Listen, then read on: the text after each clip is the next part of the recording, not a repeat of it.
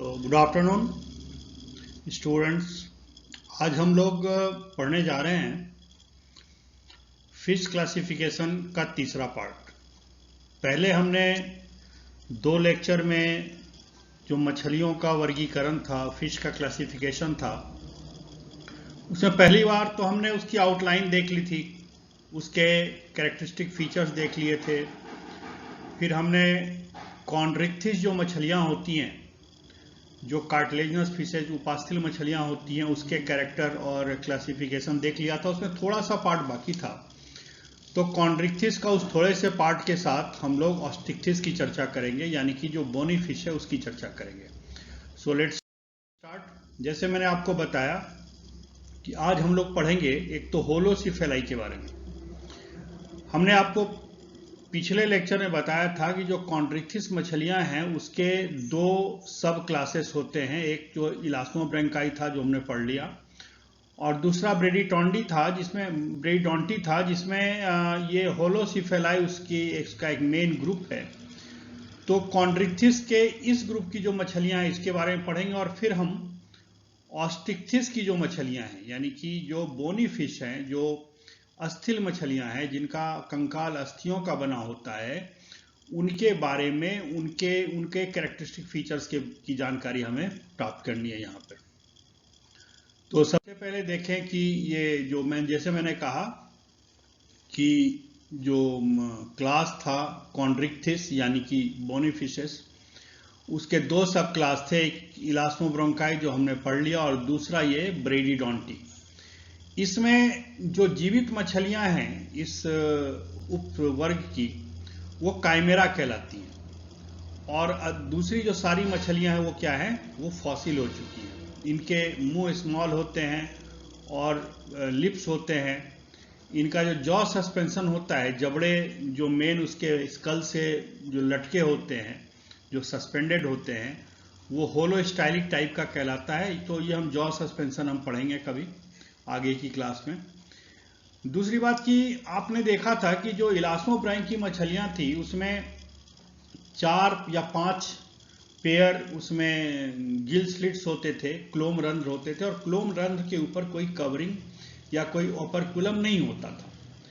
यहाँ क्या है कि एक सिंगल गिल ओपनिंग है, क्योंकि इसके ऊपर एक ओपरकुलम पाया जाता है। अब ध्यान देने वाली बात यह है कि जो ओपरकुलम है, ये बोनी मछलियां जो होती हैं, जो अस्थिल मछलियां होती हैं, बोनी फिश होती है, ऑस्टिक्थिस होती है, ये उसका कैरेक्टर है।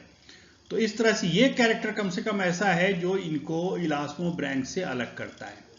इसके अलावा हमने आपको बताया था कि एक क्लैस्पर होता है इलास्मोब्रोंकाई की फिशेस में। जो नॉर्मल कॉन्ड्रिक्थिस की मछलियां होती है उसमें क्लैस्पर होता है, जो पेल्विक रीजन में होता है। उसके ये जहाँ पेल्विक फिन होते हैं वहाँ पे होते हैं, और वो निषेचन की क्रिया में मदद करते हैं।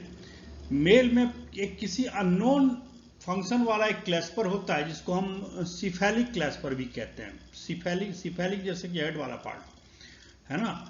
तो हेड पर जो क्लैस्पर पाया जाता है, ये हेड पे, ये इसको हम सिफेलिक क्लैस्पर कहते हैं। ये पाया जाता है, ये खासियत है इस मछलियों की। अब इसमें फिर एक ऑर्डर है जो करीब विलुप्त हो चुका है, ये हेलोडस वगैरह। और दूसरा जो ग्रुप है, जैसे मैंने आपको कहा, इसका जो दूसरा मेन समूह है वो है होलोसिफेलाई। होलो मतलब होता है बड़ा, सिफेलिक मतलब सर। तो ये बड़े सिर वाली मछलियां हैं। इनका हेड वाला पार्ट आप देखेंगे, अभी हम फोटो दिखाएंगे आपको, अगले स्लाइड में चित्र दिखाएंगे, तो उसमें आप देखेंगे कि इसका हेड वाला पोर्शन बड़ा है। That's why they are called as holocephali, big head fishes. मैंने कहा इसमें भी सिंगल ओपनिंग होती है। इसमें स्पाइरेकल नहीं, स्पाइरेकल एक गिल जैसा ही एक रंध्र जैसी संरचना होती है, लेकिन बाहर से वो बंद होती है। कुछ मछलियों में पाया जाता है, खासतौर से इलास्मोब्रैंक की मछलियों में यहाँ नहीं पाया जाता। यहाँ क्लोएका पाया जाता है और स्केल्स पाए जाते हैं, ठीक है। और इसके अलावा इसके जो दांत होते हैं, दांत में जो इलास्मोब्रैंक की जो मछलियां थी उसके दांत धारीदार थे। धारीदार इन द सेंस जैसे कि किसी सुथार का जो आरी होती ना, आरी में जैसे दांत बने होते हैं, वैसे ही दांत होते हैं इलास्मोब्रैंक की मछलियों में। जितने शार्क देखेंगे, स्केट्स देखेंगे, रे देखेंगे, उन सब में दांत उस प्रकार के थे। लेकिन यहाँ जो दांत हैं, यहाँ दांत की जगह एक प्लेट लाइक स्ट्रक्चर है, एक सपाट, एक प्लेट पट्टिका जैसी संरचना इसका दांत बनाती है। नेजल ओपनिंग सिंगल होती है। और दूसरी चीज कि इसका जो लैटरल लाइन होता है, हमने बताया था आपको लैटरल लाइन सिस्टम, पार्श्व रेखा तंत्र। ये पार्श्व रेखा तंत्र दूसरी मछलियों में ढका होता है, उसमें सिर्फ छिद्र दिखाई पड़ते हैं। इसमें ओपन ग्रूव होता है, वो जैसे खुली हुई नाली होती है ना, वैसे होता है। इसका एग्जाम्पल है काइमेरा। काइमेरा एक ग्रीक दंत कथाओं में एक ऐसा देवता होता था जिसका सिर जो होता है शेर का होता था, धड़ आदमी का होता था, पूंछ किसी बकरी की होती थी। मतलब it's an animal which has got the amalgamation of the characters of different kinds of animals। मतलब ऐसा कोई जानवर, ऐसा कोई प्राणी जिसमें भिन्न भिन्न प्राणियों के लक्षण हो, भिन्न भिन्न प्राणियों का आकार प्रकार हो, इसको हम काइमेरा बोलते हैं। ये काल्पनिक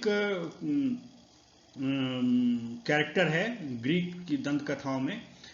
तो इसको काइमेरा इसलिए कहते हैं कि इसमें कुछ जो कैरेक्टर हैं, ये जो होलोसिफेलाई की मछलियां हैं, इसके कुछ कैरेक्टर जो होते हैं वो इलास्मोब्रोंकाई के हैं। जैसे कि इनका कंकाल कार्टिलेज का बना हुआ है, इसमें नोटोकॉर्ड रहता है, नोटोकॉर्ड खत्म नहीं होता। जबकि जो बोनी मछलियां हैं, जो बोनी फिश हैं, ऑस्टिक्थिस की मछलियां हैं, उसमें यह देखा गया है कि उसमें नोटोकॉर्ड खत्म हो जाता है, उसकी जगह वर्टिब्री आ जाते हैं या वर्टिब्रल कॉलम आ जाते हैं।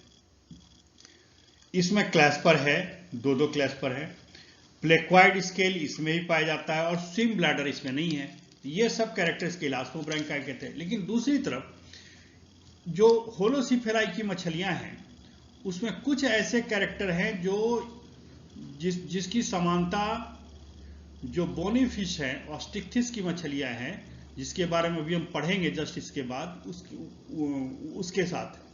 उसके साथ इसकी समानता है। जैसे कि जो गिल होता है, गिल की जो दो पट्टिकाएं होती हैं, उसके बीच में एक इंट्राब्रेंकियल सेप्टम होता है। वो सेप्टम इलास्मोब्रोंकी मछलियों में बड़ा होता है, इसमें छोटा होता है। इसमें स्पाइरेकल नहीं होता। और इसमें यूरिनोजेनिटल सिस्टम के पीछे एक एनस भी इसमें बना होता है। तो कुछ ऐसे कैरेक्टर्स हैं, देयर आर सर्टेन कैरेक्टर्स। ये क्लोएका जो है, इसमें क्लोएका नहीं होता, जबकि इसमें क्लोएका नहीं होता, स्केल्स नहीं होते। तो क्लोएका और स्केल्स इसमें नहीं होता, जबकि इलास्मोब्रोंकी मछलियों में होता है। और ये दोनों ही कैरेक्टर जो हैं, ये इसके बोनी फिश से मिलते हैं। तो मतलब दिस इज आप कह सकते हैं, दिस इज जैसे योजक कड़ी हम पढ़ते आए हैं ना, कुछ या वो योजक कड़ी के बारे में सुना होगा कि जो अलग अलग वर्ग के प्राणियों का लक्षण वाला जो प्राणी होता है, जैसे पेरिपेटस हम पढ़ते थे, जिसमें एनिलिडा और आर्थ्रोपोड दोनों के कैरेक्टर होते थे। तो उसी प्रकार से ये एक कनेक्टिंग लिंक जैसा है कॉन्ड्रिक्थिस और ऑस्टिक्थिस मछलियों के बीच में, ये जो होलोसिफेलाई, इसलिए ये बहुत इंपॉर्टेंट ग्रुप है।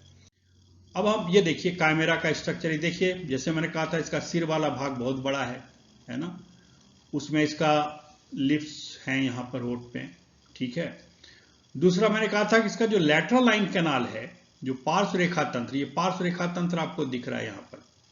ये जो ग्रूव इसमें दिख रहा है, खुली नाली की तरह ग्रूव है, इसमें दूसरे मछलियों की तरह पार्श्व रेखा तंत्र नहीं है। पेक्टोरल फिन इसका देखिए बहुत बड़ा है और पूंछ इसकी चूहे जैसी है, इसीलिए इसको रैट फिश भी बोलते हैं। और इसको कई नाम से जानते हैं। इसको रैट फिश बोलते हैं, इसको हम डेविल फिश बोलते हैं, उसको घोस्ट फिश भी कहते हैं, वेताल मीन कहते हैं, मूषक मीन कहते हैं, किंग ऑफ हैरिंग्स कहते हैं। तो इन मछलियों को हम कई नाम से जानते हैं। So this is the picture of the fish chimera, इसको आप ध्यान रखिएगा। चलिए आगे चलते हैं। अब हम देखते हैं कि जो दूसरा क्लास है, ये क्लास 3 गलती से यहाँ पे आ गया। दूसरा जो मेन क्लास है, सुपर क्लास फिश का जो दूसरा क्लास है वो है ऑस्टिक्थिस। ऑस्टिक्थिस में जो मछलियां आती हैं, जैसे पहले जिन मछलियों को हम टिलियोस्टोमी कहते थे वो आ जाती हैं। पहले जिन मछलियों को हम क्रॉसोप्टेरिगाई कहते थे वर्ग के क्लासिफिकेशन में, वो आ जाती हैं। और फिर एक डिप्नोई यानी कि लंग फिश, ये तीनों समूह की मछलियों को मिला दिया गया है मॉडर्न क्लासिफिकेशन में। लेकिन अगर आप वर्ग के क्लासिफिकेशन के हिसाब से देखोगे तो ये तीनों समूह अलग थे, तीनों वर्ग अलग थे, लेकिन तीनों को मिला दिया गया है। इन मछलियों का कैरेक्टर क्या है कि they are marine, fresh water, and they live in ये थोड़ा सेंटेंस यहाँ पे गलत हो गया लिखने में, they live in marine water, fresh water and brackish water. मतलब ये समुद्री जल में रह सकते हैं, यानी कि लवणीय जल में रह सकते हैं, अलवणीय जल यानी स्वच्छ जल में रह सकते हैं, और ऐसे जल में भी रह सकते हैं जिसमें लवण की मात्रा न तो स्वच्छ जल के मात्रा के बराबर हो और ना ही समुद्र के मात्रा के बराबर हो। ये खास तौर से जो नदमुख वाला क्षेत्र होता है, ईस्चुराइन एरिया होता है, जहां पर कि नदी समुद्र में मिलती है, तो वहां का कुछ एरिया जो होता है उसको नदमुख या ईस्चुरी कहते हैं।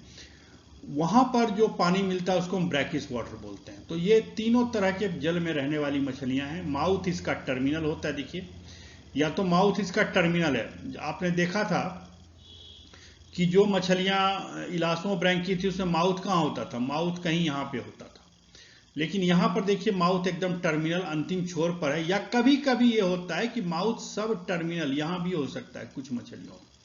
सो either the mouth is terminal और इट इज सब टर्मिनल। जबड़े में दांत होते हैं, क्लोएका नहीं होता। क्लोएका आपको पता है कि जो आहार नाल खुलता है, तो जब आहार नाल और जो मूत्र नलिका जो यूरिनरी डक्ट है, ये दोनों एक ही चैम्बर में खुलते हैं तो ये क्लोएका कहलाता है। लेकिन दोनों जब अलग अलग खुलते हैं तो वो यूरिनरी डक्ट का ओपनिंग अलग होता है और जो डाइजेस्टिव ट्रैक्ट का डक्ट अलग होता है, उसको की ओपनिंग अलग होती है, तो एनस कहलाती है। तो एनस इसमें होता है, क्लोएका नहीं होता, क्योंकि जो इलास्मोब्रैंकी मछलियां थी उसमें क्लोएका था। इसमें फिन देखिए, एक तो मीडियन फिन है ये, है ना, उसके बाद ये मछलियां, ये पेक्टोरल फिन है जो इस तरफ भी है तो दूसरी तरफ भी होगी, है ना। उसी तरह से ये पेल्विक फिन है, ये भी इस तरफ भी होगी और दूसरी तरफ भी होगी। ये एनल फिन है जो एनस के आसपास। तो कहने का मतलब कि ये इसमें ये कॉर्डल फिन है।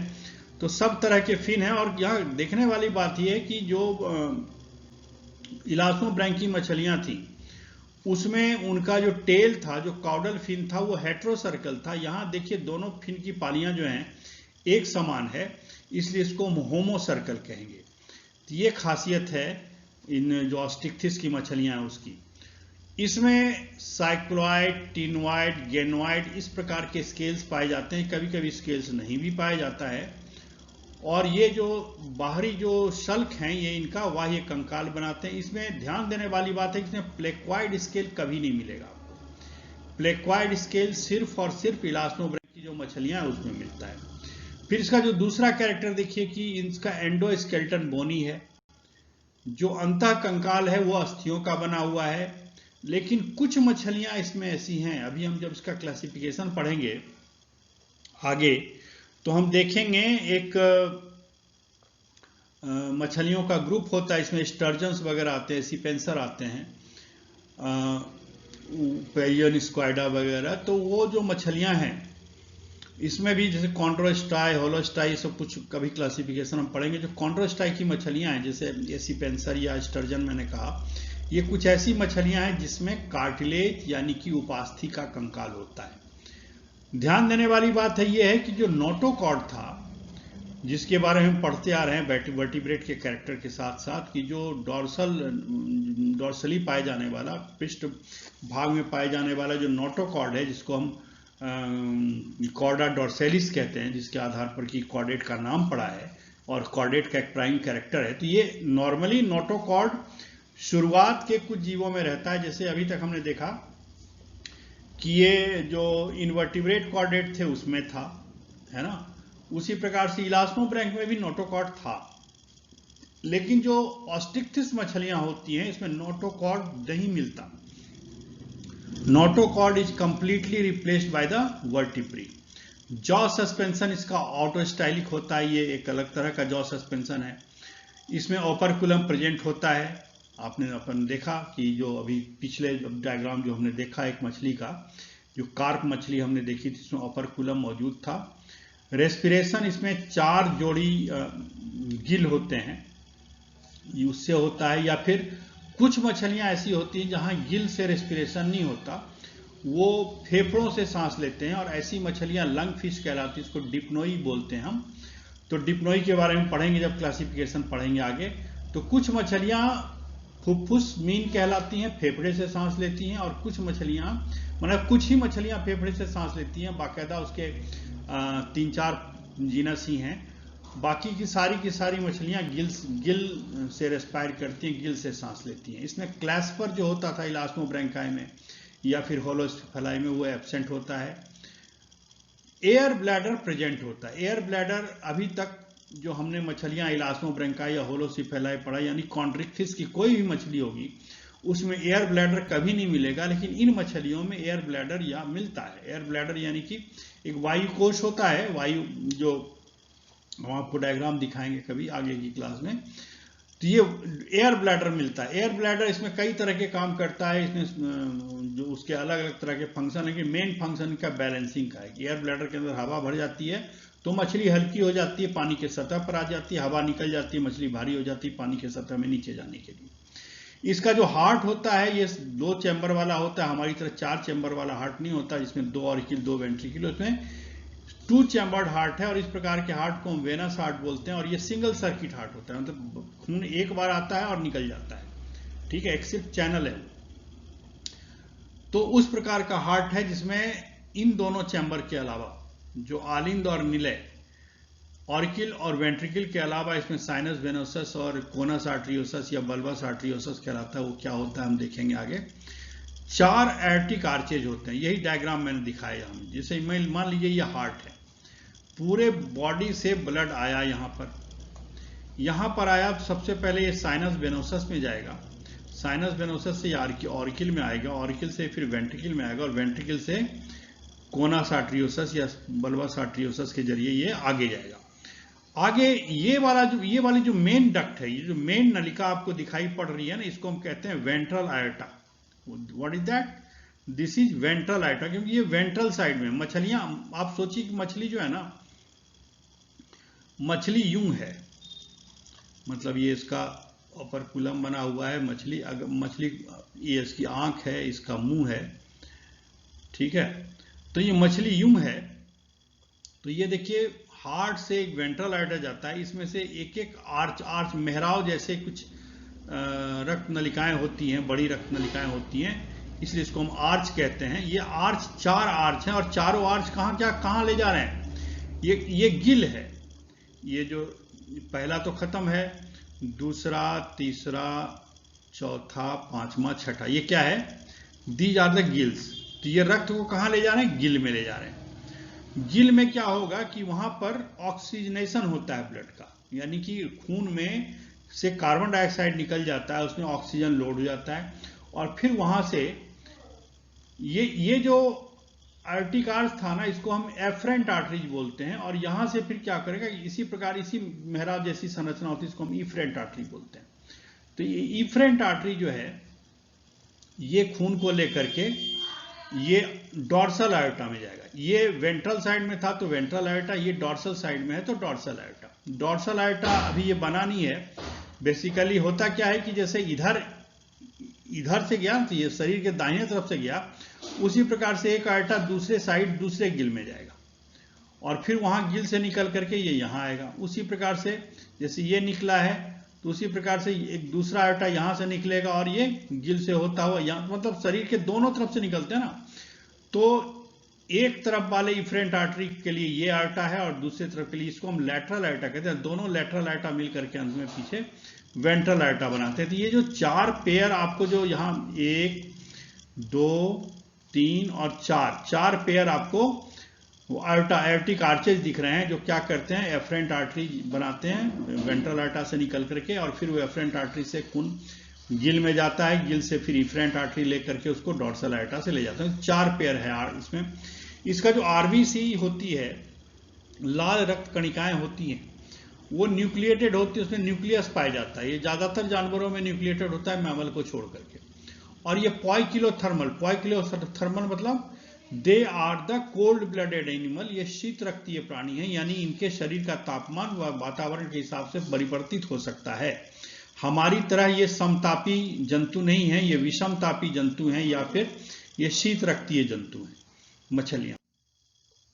इसमें किडनी जो है ये थोड़ा सा इलास्मोब्रैंक या कॉन्ड्रिक्थिस की तुलना में थोड़ी सी इवॉल्व होती है। हमने अभी देखा था कि जो इलास्टोब्रैंक की मछलियां होती हैं उसमें ओपिस्टोनेफ्रॉस होता था, इसकी किडनी जो है मीजोनेफ्रिक किडनी कहलाती है। वहां भी यूरिया का उत्सर्जन होता था, यहां भी यूरिया का उत्सर्जन होता है, यूरिकोटेलिक है ये। मछलियों में चाहे किसी भी वर्ग की मछली हो, उसमें क्रेनियल नर्व्स की संख्या यानी कपाल तंत्रिकाओं की संख्या 10 होती है। मछली और एम्फीबिया, याद रखिए, मछली और एम्फीबिया में जो कपाल तंत्रिकाओं की संख्या होती है 10। ठीक है, कपाल तंत्रिकाएं मतलब मस्तिष्क से निकलने वाली तंत्रिका, जैसे कुछ तंत्रिकाएं हमारे आंख में जाएंगी, कुछ चेहरे पे जाएंगी, कुछ नाक में जाएंगी, कुछ कान में जाएंगी, है ना, कुछ दूसरे मसल्स में जाएंगी। मछलियों में जैसे होता है वो गिल में जाता है। तो इस प्रकार से, या लैटरल लाइन में जाता है। तो इस प्रकार से 10 जोड़ी जो नर्व निकलते हैं मछलियों में। इसके अलावा जो आंतरिक कर्ण होता है उसमें 3 कैनाल वाली मतलब 3 नहीं, 2 एक जोड़ी, मतलब 3 नलिकाओं वाली 3 अर्धचंद्राकार नलिकाओं वाला एक कैनाल होता है उसके इंटरनल ईयर में। सेक्स सेपरेट है। ये कॉन्ट्रिक्टिस में भी ऐसे था कि नर और मादा अलग होंगे। गोनैड यानी जनक जो होता है, टेस्टिस या ओवरी, ये पेयर्ड होंगे, जोड़ी में होंगी। आमतौर पर या अधिकांश मछलियां जो हैं इसकी ओवी पेरस हैं यानी अंडज हैं। लेकिन कुछ मछलियां ऐसी होती हैं जो अंडज या जरायुज नहीं होती, बल्कि क्या होता है कि अंडे थोड़ी से प्रस्फुटित हो जाते हैं और उसके बाद जो उसका नेसेंट होता है फिर वो मदर फिश के शरीर से निकलती है मछलियां। कुछ मछलियां जरायुज भी होती हैं। इसमें ध्यान देने वाली बात यह है कि आपने क्लीवेज पढ़ा था, यानी विदलन पढ़ा था जब भ्रूण परिवर्तन के दौरान फर्स्ट ईयर में, 3rd पेपर में। तो यहाँ जो क्लीवेज होता है मीरोप्लास्टिक होता है, क्योंकि इसमें योग की मात्रा बहुत ज्यादा होती है। और डेवलपमेंट यानी परिवर्धन इसका प्रत्यक्ष परिवर्धन तभी होगा जब बीच में कोई लार्वा जैसा स्टेज नहीं हो। और ये जो मछली आप देख रहे हो, इस मछली का नाम है मिस्टर सिंघला।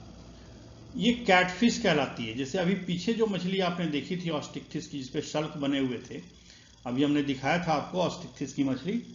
तो वो जो शल्क वाली मछली होती है, जिसके आगे ऐसा इतना लंबा कोई बार्बल्स नहीं होता था, छोटा सा बार्बल होता था, उसको हम कार्प बोलते थे। उसमें कार्प में कौन आ जाते हैं, जैसे लेबियो है, रोहू मछली है, कतला है, मृगल है, ये सारे कार्प कहलाते हैं। इस तरह की मछली, इसका स्किन देखिए, इस पर कोई भी स्केल्स नहीं है, कहीं भी कोई स्केल या सल्क नहीं है। They are having a naked skin. इनकी त्वचा नग्न होती है और इस पर कोई स्केल्स पाया नहीं जाता। तो अगर स्केल्स नहीं हो और ये जो इतने लंबे जैसे मूछों के बाल होते हैं बिल्ली में, वैसे मूछों के बाल जैसे हों, बार्बल्स हों, तो इस तरह की मछलियां कैटफिश कहलाती हैं। ये थोड़ी सी मांसल सा इनका जो क्या कहते हैं इसको, जो मीडियन फिन होता है, डॉर्सल फिन होता है, डॉर्सल फिन का पोस्टीरियर डॉर्सल फिन इसका थोड़ा सा मांसल होगा। टेल भी पूरी तरह से इसको हम होमो सर्कल नहीं बोल सकते। So these are the catfish, जिसमें मिस्टर सिंघला होता है, हेट्रोपनिस्टिस फॉसिलिस होता है, क्लैरियस होता है, ये सारी कैटफिश कहलाती है। तो जब हम आगे ऑस्टिक्थिस का और क्लासिफिकेशन पढ़ेंगे तो हम देखेंगे कि ये साइप्रिनिफॉर्मिस ऑर्डर की सारी मछलियां हैं। और आपको अभी इस फिगर को देख करके आपको समझ में आ गया होगा कि कैटफिश और कार्प में क्या अंतर है। इसके साथ ही आज का ये लेक्चर मैं खत्म करता हूं। कल हम ऑस्टिक्थिस का क्लासिफिकेशन पढ़ेंगे। ठीक है, आज हमने ऑस्टिक्थिस का सिर्फ लक्षण पढ़ा, कल इसका क्लासिफिकेशन पढ़ेंगे। Thank you very much.